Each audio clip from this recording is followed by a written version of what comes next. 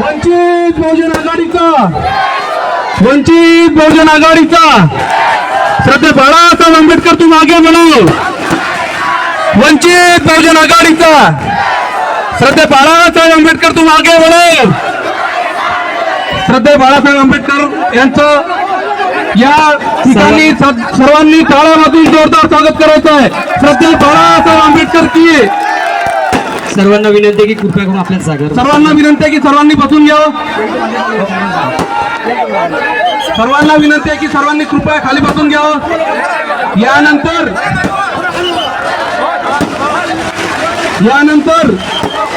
या मतदारसंघाचे आपोआप विधानसभा मतदारसंघाचे अधिकृत उमेदवार दीपकजी बोलके यांना विनंती करतो की त्यांनी आपलं प्रास्ताविक मार्गदर्शन आपलं करावं। सर्वांना विनंती आहे की कृपया करून सर्वांनी बाबासाहेब आंबेडकर, महात्मा फुले, मौलाना अबुल कलाम आझाद आरक्षणाचे जनक छत्रपती शाहू महाराज या सर्व महामानवांना प्रथम विनम्र अभिवादन करतो। आजच्या या महाराष्ट्र विधानसभा निवडणूक 2024च्या निमित्ताने अकोट विधानसभा मतदारसंघाचा वंचित बहुजन आघाडीचा उमेदवार म्हणून मी सर्व आपल्या नागरिकांसमोर, मतदार बंधू भगिनी आणि माझ्या पक्षाच्या सर्व कार्यकर्त्यांनी नेत्यांसमोर उभा आहे। बंधूंनो, ही विधानसभेची निवडणूक सध्या बाळासाहेब आंबेडकरांनी एका सामान्य कार्यकर्त्याला आणि अत्यल्प समाजाला दिलेला न्याय आहे असं मी मानतो। आपण सर्वांनी जे भरभरून प्रेम सध्या बाळासाहेबांवर केलेलं आहे, निश्चितच आपल्या सर्वांच्या मनात बाळासाहेबांच्या प्रती अपार स्नेह आहे। त्या अनुषंगाने मी आपल्यास विनंती करतो की कृपया शांतता राखावी, सर्वांनी शांतता राखावी। कृपया सर्वांनी शांतता राखा। मित्रांनो, ही अकोट विधानसभा निवडणूक निश्चितच मी आपणास पुन्हा विनंती करेन की शांतता राखावी, सर्वांनी आपापले स्थान ग्रहण करावं। बंधूंनो, अकोट विधानसभा निवडणुकीच्या निमित्ताने या माझ्या प्रचारार्थ मंचकावर उपस्थित बारी समाजाचे आद्य गुरु, राजकीय गुरु श्रद्धेय बाळासाहेब आंबेडकर, पक्षातील सर्व ज्येष्ठ नेते मंडळी आणि वंचित बहुजन आघाडीतील, युवक आघाडीतील, वर्तमान सभेतील समस्त विद्यार्थी आंदोलनातील सर्व उपस्थित नेते, कार्यकर्ते, पदाधिकारी आणि या मतदारसंघातील माझ्या उपस्थित बंधू आणि भगिनींनो, ही जी निवडणूक आहे या निवडणुकीच्या माध्यमातून आपल्याला अकोट शहराचा एक चेहरा मोहरा आपल्या समोर आहे।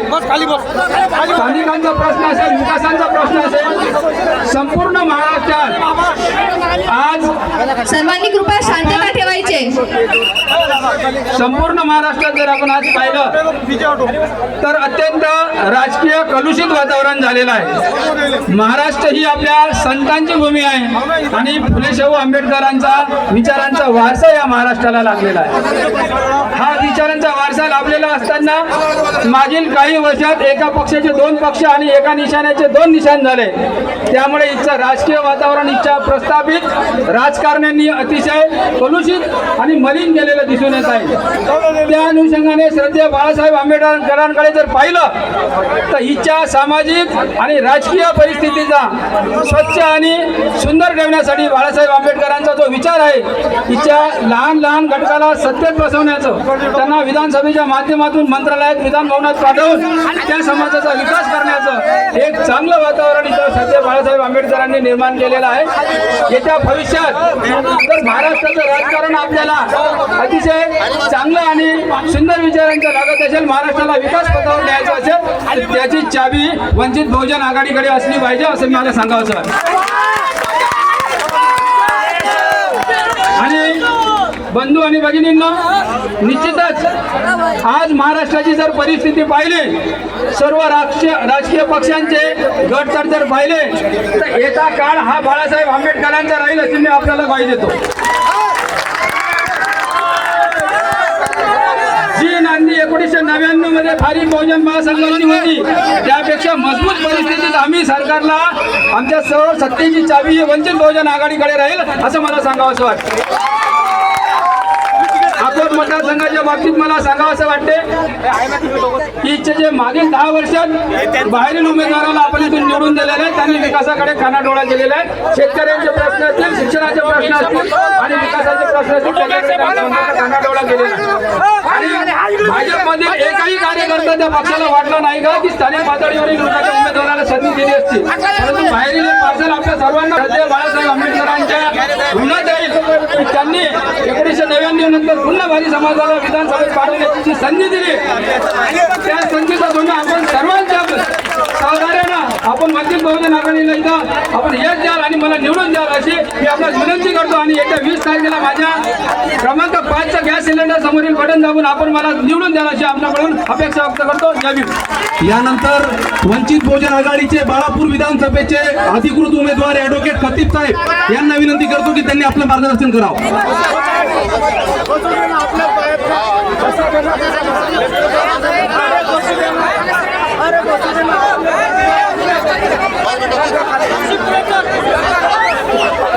आज यहाँ आए हुए हमारे राष्ट्रीय नेता आदरणीय बाला साहब आंबेडकर वो पूरा मंच यहाँ आए हुए सभी वंचित के नेतागण, कार्यकर्ता और मतदाताओं,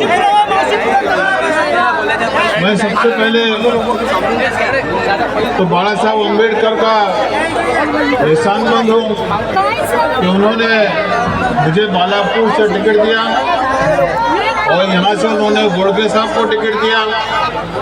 मैं समझता हूँ कि इस देश में एक बाला साहब ऐसे नेता है कि जो सब समाजों को सत्ता में उनकी हिस्सेदारी बने, इसलिए सभी समाजों को वो वोट देते हैं। खासतौर से मैं यहाँ हमारे मुस्लिम भाइयों से विनती करने आया हूँ कि आज इस देश की क्या हालत है, आज इस राज्य की क्या हालत है, इस पर भी हमको गौर करना पड़ेगा और हमको ये देखना पड़ेगा कि हम जिन पार्टियों को वोट दे रहे हैं, जो अघाड़ियों को हम वोट दे रहे हैं, क्या वो अघाड़ियाँ सेकुलर है या नहीं है। जैसे उन्हीं का नाम सिर्फ सेकुलर है।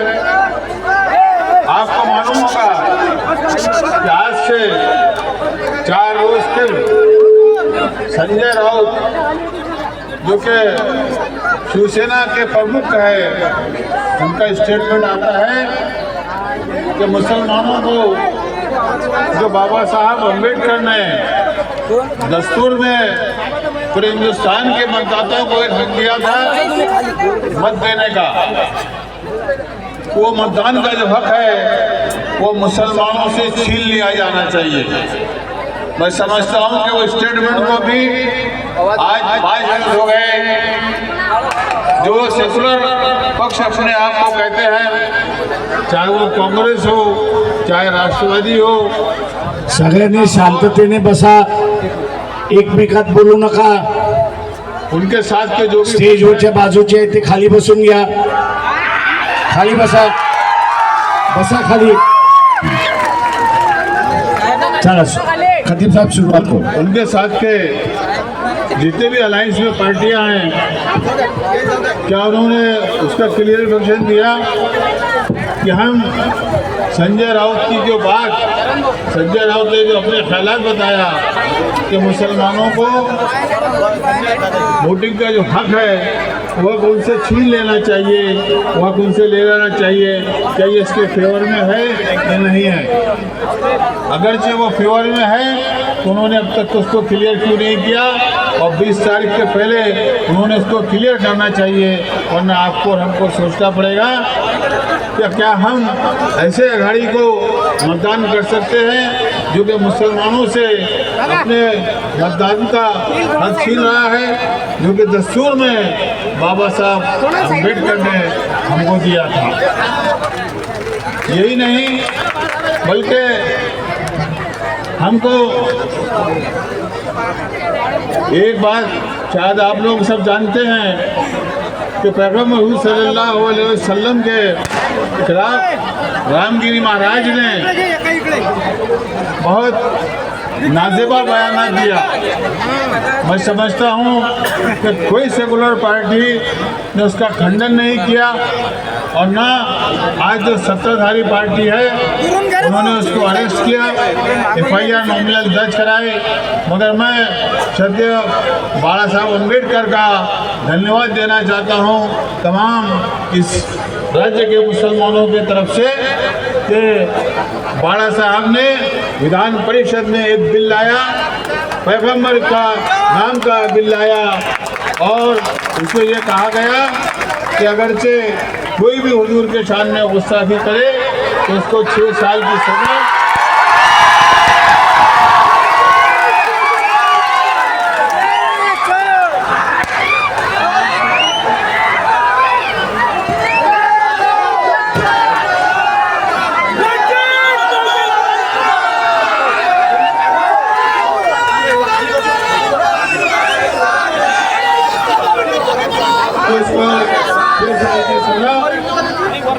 और 6 महीने तक के उसके जमानत नहीं होना चाहिए। मैं समझता हूँ कि बाला साहब ने एक ऐसे नेता है कि जिन्होंने हमेशा माइनॉरिटी का साथ दिया, माइनॉरिटी को हिस्सेदारी में उन्होंने रखा। आपने देखा कि अकोला जिला परिषद में भी उन्होंने मुस्लिम महिला को अध्यक्ष बनाया। जिला परिषद के 2 मुस्लिम उपाध्यक्ष किए, हमेशा जिला परिषद और पंचायत समिति में 2 मुस्लिम सभापति और उप सभापति बनाए। मैं समझता हूँ कि आज हमारे लिए सबसे बड़े जो सेकुलर है, जो हर जितने वंचित है, वंचितों को जो साथ देते हैं वो बाला साहब अम्बेडकर है। आज गोडसे साहब को इससे पहले भी बाला साहब ने टिकट लाया था, आज उनके लड़के को फिर से बाला साहब ने टिकट दिया। मैं तमाम वंचित के लोगों से और खासतौर से मुसलमानों से ये अपील करता हूँ कि आप आने वाली 20 तारीख को बाला साहब के हाथ में वोट करें ताकि हमारी जो असेंबली में पेंडिंग बिल है हुजूर पाक सल्लल्लाहु अलैहि वसल्लम के शान के गुस्ताखी का हम उसको कंप्लीट कर सकें और बाला साहब के हाथ बढ़ाएं।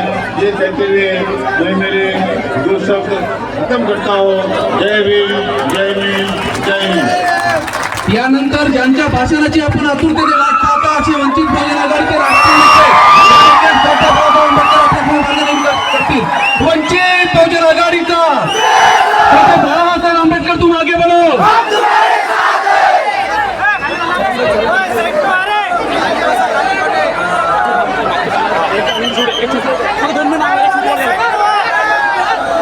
दीपक रामदास बोरके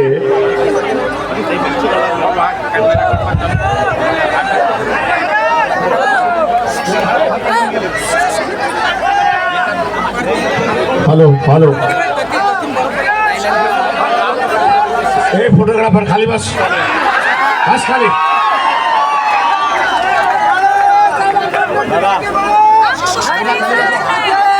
या महिला सुद्धा खाली बसून घ्या, बसून घ्या खाली।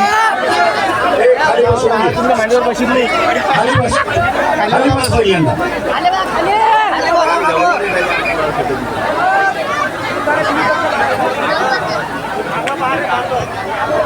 दीपक रामदास बोरके यांच्या प्रचाराच्या निमित्ताने मी आपल्या समोर या ठिकाणी उपस्थित आहे। मी इथल्या तमाम ओबीसीना सांगू इच्छितो, या निवडणुकीमध्ये आपण असणारा बोरकेला मतदान दिलं नाही तर तुमचं आरक्षण गेलं म्हणून समजा।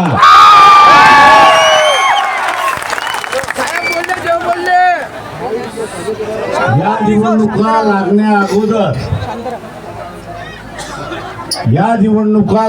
अगोदर 8 दिवस अगोदर सुप्रीम कोर्टाचा निर्णय आला। ग्रामपंचायत, पंचायत समिती, जिल्हा परिषद नगरपालिका आणि महानगरपालिका या ठिकाणी ओबीसीला जे आरक्षण आहे ते यापुढे ते आरक्षण देता येणार नाही आणि त्यांनी कारण सांगितलं की महाराष्ट्र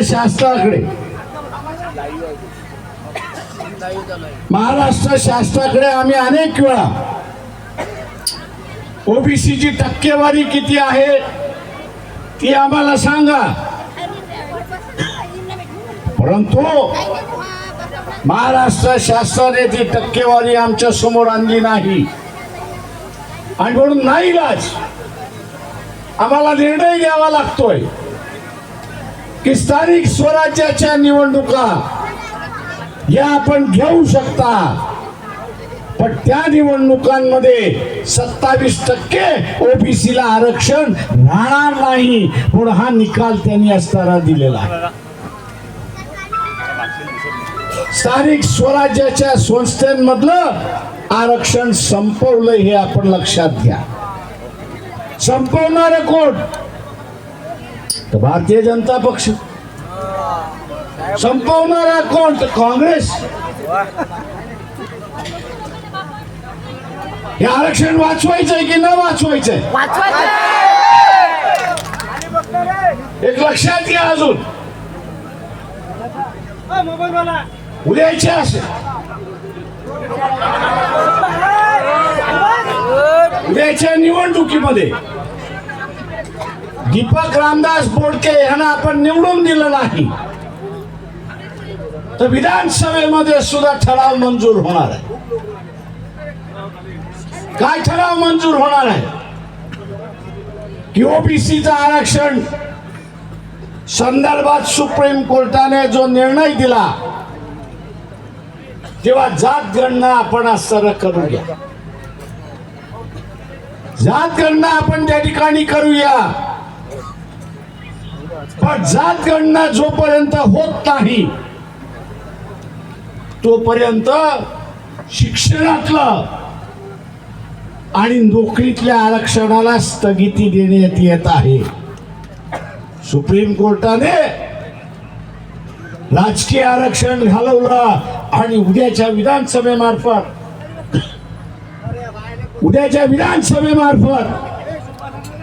शिक्षणातलं आणि नोकऱ्यातलं आरक्षण घालवलं जाईल. कुठे घालवल्या जाणार? तर विधानसभेच्या माध्यमातून घालवल्या जाणार. आणि म्हणून मी म्हणालो हे आरक्षण थांबवायचं असेल तर दीपक बोडके यांना त्या विधानसभेमध्ये पाठवणं गरजेचं आहे. ओबीसीचं आरक्षण आपल्याला थांबवायचं असेल तर दीपक बोडके यांना पाठवणं गरजेचं आहे. काका ते गेले तर आपला आवाज त्या ठिकाणी उचलतील आणि ठराव मंजूर होऊ देणार नाही हे लक्षात घ्या. आपण हे जर केलं नाही, मी इथल्या कुणब्यांना विचारतो तुम्हाला आरक्षण मिळतं की न मिळतं? मिळत नाही. मी इथल्या कुणब्यांना विचारतोय तुम्हाला आरक्षण मिळतं की न मिळतंय? आरक्षणाचा फायदा घेतला की न घेतला? डॉक्टर झाले, इंजिनियर झाले, इमानदार कोणाशी राहणार आहात? जातीशी राहणार आहात की आरक्षणाशी राहणार आहात?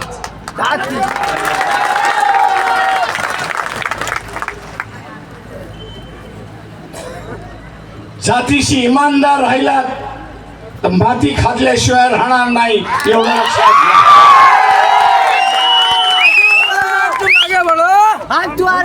मी काय ऐकतोय की कुणबी समाज असताना म्हणतोय बारसागडे.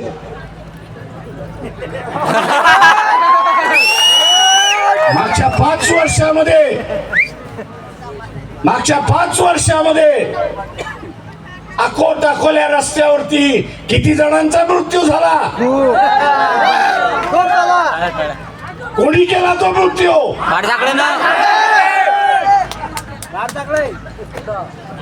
कोणी केला तो मृत्यू?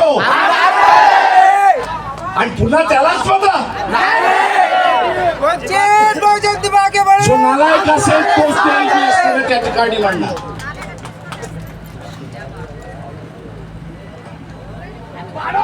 माझ्या माहितीप्रमाणे मागच्या 5 वर्षामध्ये 1,500 ऍक्सिडेंट झाले आणि त्याच्यामध्ये 750 लोक दगावले. अशी परिस्थिती. रस्ता का पूर्ण झाला नाही? 10% मिळाले नाही, 15% मिळाले नाही, 20% मिळाले नाही. आणि म्हणून म्हणालो की त्यांनी माणसं मारण्याचा कामकाज केला. चोर आहेत चोर. नुसता खोटा खोला नाही, दाखवतेला रस्त्यावरती सुद्धा ऍक्सिडेंट झाले. कशामुळे झाले? तर रस्त्यामुळे झाले. आज पुन्हा आम्ही असं बारसाकडे करत बसतो. ज्यांच्या घरामध्ये पुन्हा मौत बघायची असेल त्यांनी बारसाकडेला मतदान द्यावं.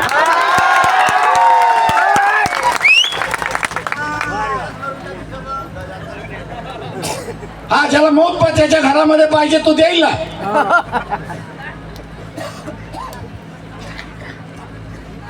आव्हान आहे आपल्या सगळ्यांना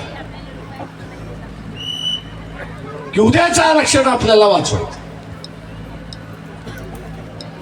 आणि वाचवायचं असेल तर आमदारच वाचवू शकतो हे असताना लक्षात घ्या.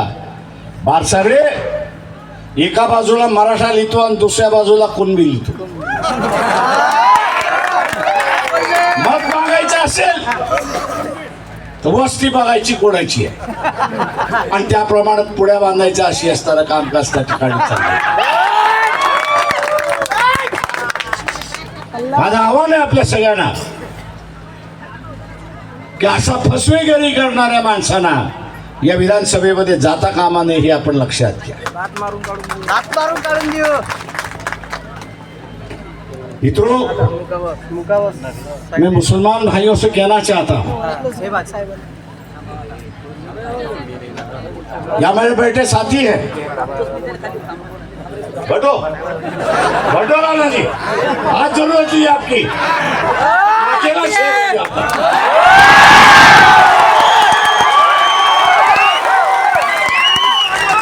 खानदानी से इस बात को मैंने कहा था लातूर के तकरीर में. मैंने क्या कहा था? यही कहा था कि 32 मतदार संघ ऐसे है, 32 मतदार संघ ऐसे है कि जहां पर एक तरफ आवाज आराम से बोलना. एक तरफ एकनाथ शिंदे का उम्मीदवार है और दूसरी तरफ उद्धव ठाकरे सेना का उम्मीदवार है. और उन दोनों के खिलाफ कौन लड़ रहा है? तो वंचित बहुजन आघाड़ी लड़ रहा है.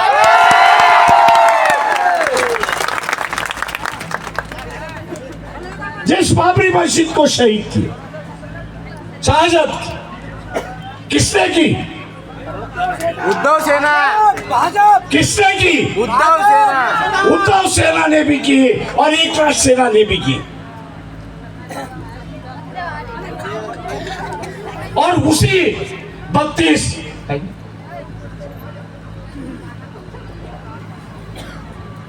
इन 32 सीटों पर न सिर्फ बाबरी मस्जिद शहीद की, लेकिन कल का बयान किसी एक मुसलमान नेता में इतनी ताकत नहीं है कि वो शिवसेना के उद्धव ठाकरे का आलोचना करे और कहे कि भैया संविधान हिंदुओं ने हमको मत का अधिकार दिया है, निकालने वाले तुम कौन हो? ये सवाल भी आप पूछ सकते हो. अरे कम से कम हिम्मत तो बताओ, दहाड़ना सीखो, दहाड़ते भी नहीं हो। आज नौबत यहां तक आ गई है, मुसलमानों का वोट का अधिकार छीन लो और मुसलमान चुपचाप बैठा है, आवाज उठा रहा नहीं। आवाज कौन उठा रहा है? वंचित बहुजन आघाड़ी ये आवाज ये इंसानियत की राजनीति है, इंसानियत के हम लोग राजनीति यहां पर करते हैं और इंसानियत हमको यही सबक सिखाती कि सभी बराबर है, उसका धर्म और उसका मजहब कुछ भी। दोस्तों, उद्धव ठाकरे की सेना को समर्थन किन लोगों ने दिया है और किन्होंने दिया है और किसने दिया है? नाम ले लो। आज वो पीछे लेने वाले हैं क्या? किसी बात से जो समर्थन दिया है, कल तक पता नहीं था कि इसके पेट में क्या था। कल तक पता नहीं था इनके पेट में क्या था, अब जब पता चला है तो क्या आप समर्थन पीछे लोगे? मैं यहाँ के मुसलमानों से पूछ रहा हूं, खामोश कौन बैठा है? खामोश कौन बैठा है? कांग्रेस से कभी आवाज उठाई? कांग्रेस से आवाज उठाई? भैया उद्धव ठाकरे की सेना जो कह रही है वो गलत है, हम मुसलमान के वोट के अधिकार को छीनने नहीं देने, ये स्टेटमेंट आया है। और आज यहाँ का मुसलमान कह रहा है कि हम एमएम के साथ जाएंगे। क्या नहीं जाएंगे?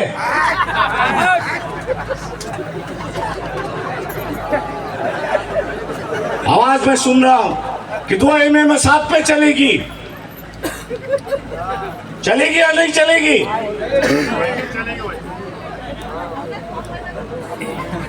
यह कह रहा है कि 2 एमएम चलेगी। अरे इसके पिताजी भी 2 एमएम के साथ ही चले।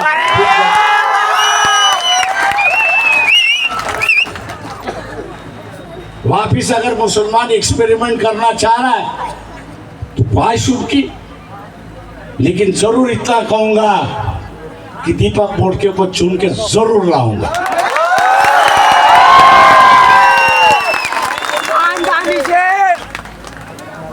दोस्तों, जिस बात की जिक्र नारिमुद्दीन खतीब साहब ने की,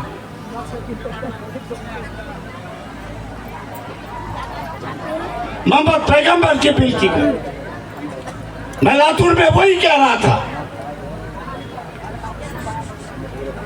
कि 32 जगह पर अगर उलेमा है, मौलवी है, मुफ्ती है, अगर सपोर्ट करता है तो 35-32 अंदर जो है वो वंचित बहुजन आघाड़ी के बन सकते हैं। और जो गिरी महाराज हो या निपुण शर्मा जैसी लेडी हो, किन्होंने नबी के बारे में गलत बातें की, अनसम बात कही, लेकिन कानून उनका कुछ कर नहीं सका क्योंकि कानून है ही नहीं। जिसका जिक्र यहाँ पर किया गया है मोहम्मद पैगंबर के बिल का, अगर वो 32 चुन के आएंगे तो आसानी होगी असेंबली में उसको कानून बनाने। और एक दफे कानून बन गया, एक दफे कानून बन गया और किसी देवता की या किसी मोहम्मद पैगंबर की अगर तोहिन हुई तो उसको 7 साल की सजा हो सकती है। क्या आप लोग ये नहीं चाहते? कांग्रेस से आपने झोली में क्या दिया? 5 सीटें। कांग्रेस से 5 सीटें ये मांगे कितनी? 44 मांगी कितनी? 44। कांग्रेस से दी कितनी? 5। एनसीपी ने कितनी दी? 3। शिवसेना ने, उद्धव ठाकरे ने कितनी दी? एक 1। ला अंगूठा दिखाने के लिए दिया। और आज मुसलमान कह रहा है कि हम वोट देंगे शिवसेना को। अरे आपकी खुदाई तो कम से कम मत करो।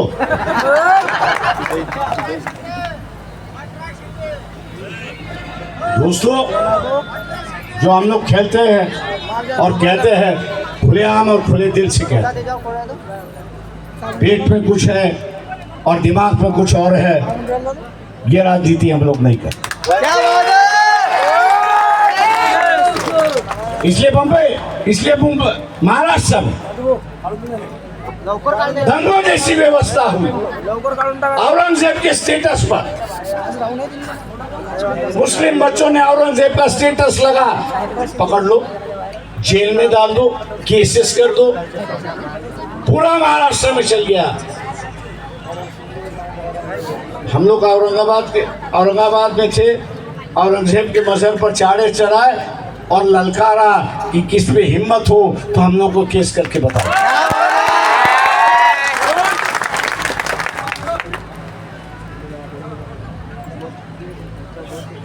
मैं मुसलमानों से कह रहा हूं, किसकी हिम्मत नहीं हो उन पर केस करने, क्योंकि राणा हो, शिवाजी महाराज हो, संभाजी महाराज, औरंगजेब हो, अकबर हो, वो इसी मिट्टी में पैदा हुए और इसी मिट्टी के आपस में लड़े होंगे, लेकिन इस इतिहास को आप भूल नहीं सकते हो कि उनका एक राज था और उस राज के नीचे व्यवस्था यहाँ पे चलती।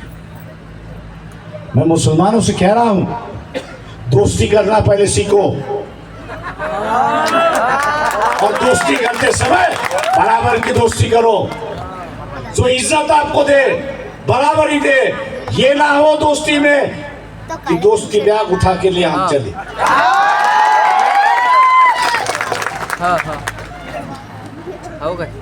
दोस्ती गाय की साहब की बैग उठाने की दोस्ती है।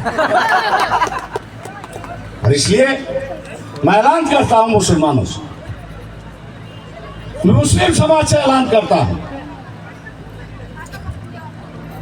क्या एक इलेक्शन आप नबी के नाम से नहीं कर सकते? क्या एक इलेक्शन आप नबी के नाम से नहीं कर सकते? मैंने कांग्रेस वालों से कई बार कहा, अरे भैया हम लोग के पास आमदार नहीं है, आपके पास एक ताकत है, इस मोहम्मद पैगंबर के बिल को कानून में तब्दीली कर दीजिए, कानून में तब्दीली कर दीजिए। कांग्रेस वाले क्या करते हैं मुझसे पता है प्रकाश भाई, सबूरी से करना होता है। तो मैंने कहा किस बात की सबूरी? कानून बनना है तो बनना है, तय कर लिया तो तय कर लिया। बोले हम आपकी तरह दिलेर नहीं। मैं कहा दिलेर की बात नहीं होती है, उसूलों की बात होती, बुनियादी बात होती। आपके बुनियाद अगर साफ है, आपके असूल अगर साफ है, तो आपकी सोच भी साफ। अगर आपकी सोच साफ नहीं है तो कहीं ना कहीं तो भी डगमा जाते। और इसलिए दोस्तों, मैं मुसलमान भाइयों और बहनों से अपील करता हूं कि इलेक्शन नबी के नाम पर, मोहम्मद पैगंबर के नाम पर। तो आपके झोली में कांग्रेस ने कुछ दिया ही, उसकी गुस्ताखी कम से कम करने की,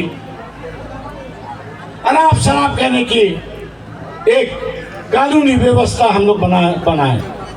और मैं इसलिए मुस्लिम भाइयों से और बहनों से अपील करता हूं कि आप लोगों का जैसा खून खौलता है, वैसे इंसान परेश व्यक्ति जो है उनको भी लगता है कि ये जो बातें गलत है नहीं होनी चाहिए। आज हम लोग हाथ आगे बढ़ा रहे, किस लिए बढ़ा रहे कि मोहम्मद पैगंबर का बिल जो है वो कानून में बने, वो विधानसभा ही बना सकती है। और बुर्के जी अगर चले गए, दीपक बुर्के अगर आमदार बन के चले गए, तो आप वादा करता हूं आपको कि उस बिल को कानून में तब्दीली करते रहेंगे।